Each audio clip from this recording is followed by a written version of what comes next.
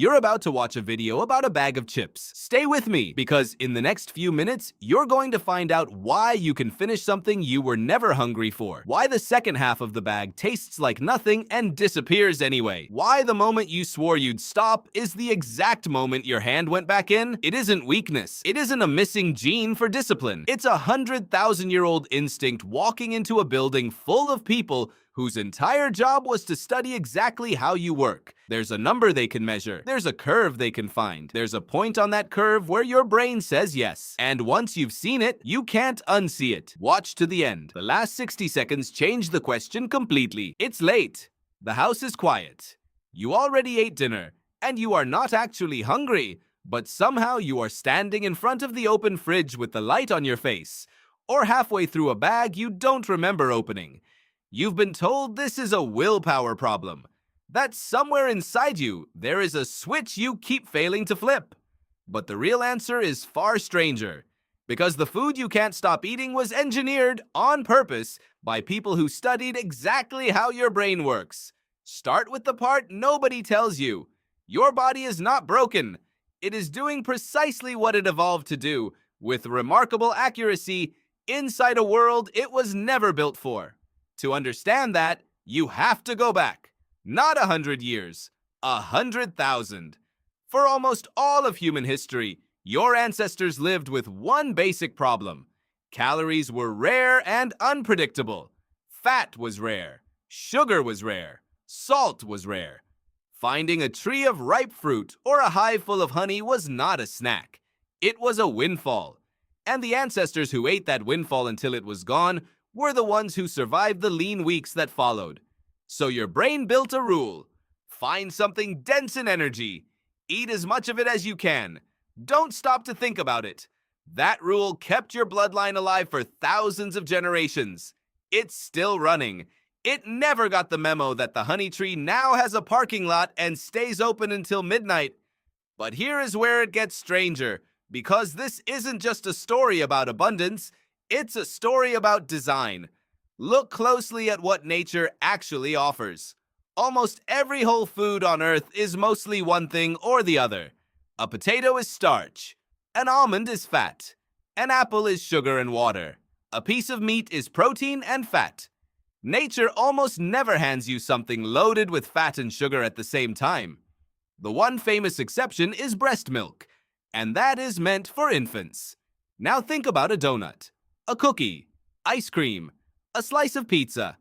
Every one of them combines heavy fat with fast carbohydrate in a ratio that essentially does not exist in the wild. Does your brain notice the difference? It does. Neuroscientist Dana Small and her colleagues have studied what happens in the reward circuits of the brain when people are shown foods that are mostly fat, foods that are mostly carbohydrate, and foods that combine the two.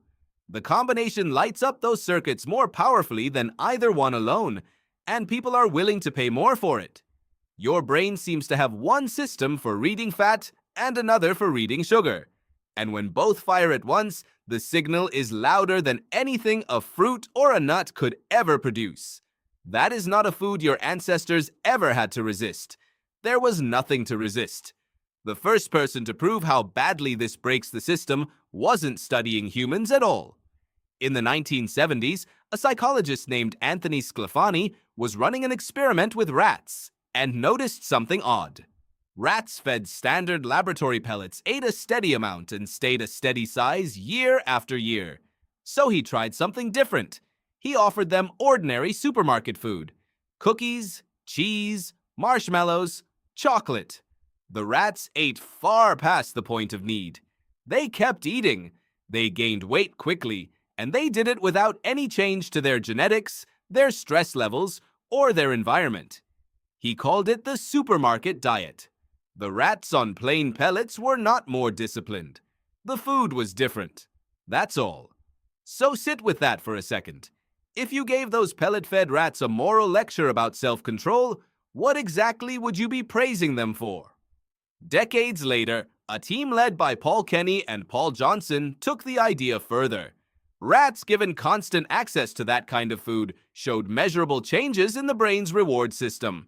The receptors that respond to dopamine, The chemical your brain uses to signal that something is worth doing again became less available. In plain terms, the volume knob turned down. The same food produced less of the same feeling, so more of it was needed to reach the place they had been before.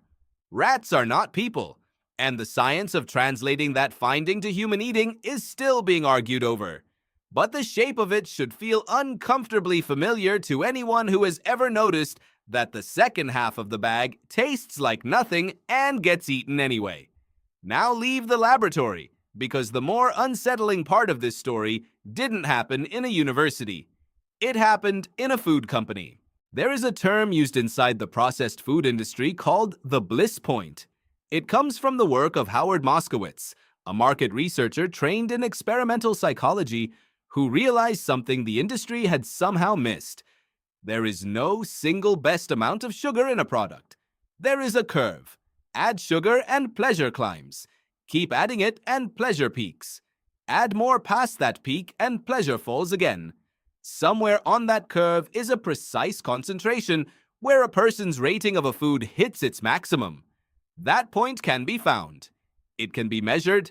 It can be tested on hundreds of people and dialed into a decimal place for sugar, for salt, for fat, and for every combination of them. That work is not a conspiracy theory. It is a documented, ordinary part of how flavor is developed, described in detail by the journalist Michael Moss in his reporting on the industry. So ask the honest question. When you fail to stop eating something, who exactly are you competing against? It gets more specific than sweetness. Food scientist Stephen Witherly has written about a property he calls vanishing caloric density. Certain foods, cheese puffs are the classic example, melt almost instantly in the mouth. Your brain interprets the disappearance as evidence that almost nothing was eaten, so it never applies the brakes. The crunch, the melt, the salt, and the fat arrive in one smooth loop that can be repeated dozens of times a minute without any of the friction that a raw carrot or a boiled egg would put in your way. Chewing is friction. Fiber is friction. Water is friction. Time is friction. Modern snack food is, in a very literal sense, food with the friction removed. There's one more mechanism, and it explains something you have felt your entire life. It's called sensory-specific satiety, studied extensively by the researcher Barbara Rolls. The idea is simple. The more you eat of one particular flavor, the less appealing that flavor becomes, moment by moment. Your appetite for that specific thing collapses, but your appetite for a different flavor stays completely intact. That is why you can be genuinely too full for another bite of dinner and still find room for dessert. It's not a character flaw. It's a survival feature designed to push your ancestors toward a varied diet so they wouldn't die of a missing nutrient. Now put that ancient feature inside a buffet, a snack aisle, or a food court, and watch what happens. Every new flavor is a fresh reset button on a system that was built for a world with maybe a dozen options in it. So is the problem simply that this food tastes too good? Not quite. Here is the twist. The most rigorous test of all of this came from Kevin Hall at the National Institutes of Health. In his study, adults lived in a research facility where every single thing they ate was controlled. They spent time eating ultra-processed food and time eating unprocessed food, and crucially, the two diets were matched for sugar, fat, salt, and fiber. If processing didn't matter, both should have produced the same result. They didn't. On the ultra-processed diet, people ate hundreds of calories more per day and gained weight. On the unprocessed one, they ate less and lost it. The people were the same. The nutrients on paper were nearly the same. The willpower was the same.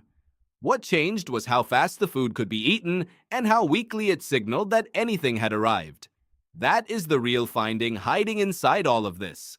The food isn't overpowering your judgment.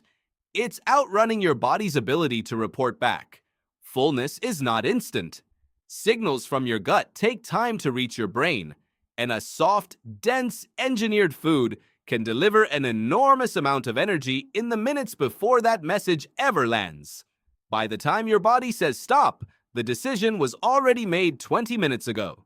So look again at that moment in the kitchen. You are not a person with a broken switch. You are a Stone Age nervous system that spent 100,000 years learning to grab rare energy fast, now standing in front of a wall of products refined over decades by teams of chemists, psychologists, and market researchers whose entire job was to find the exact point where your brain says yes. That is not a fair fight. It was never designed to be one. None of this means you are helpless. Understanding the machinery is what takes the shame out of it, and shame has never once helped anyone eat better. Friction can be added back. Whole food is slow food. Distance matters, and so does what's in the room with you at 11 at night. Small structural choices beat willpower every time, because willpower was never the thing doing the work. But notice what changed in this story. The question you started with was about your character. The answer turned out to be about your environment. So the next time it's late, and the house is quiet, and you find yourself standing in front of the open fridge with something in your hand you don't remember reaching for, you can stop asking what's wrong with you. Nothing is wrong with you. You finally found the honey tree. It just never runs out. If this changed the way you see that moment in the kitchen, do one small thing before you go. Hit the like button. It's how this reaches the next person standing in front of an open fridge at midnight, quietly deciding there's something wrong with them. Subscribe, and the next one finds you automatically. Another ordinary thing you've never questioned, taken apart down to the ancient wiring underneath it, and leave a comment. Tell me what your honey tree is, the thing you always finish, no matter how full you are. Because the more people understand the machinery, the fewer people blame themselves for it. Nothing is wrong with you. See you in the next one.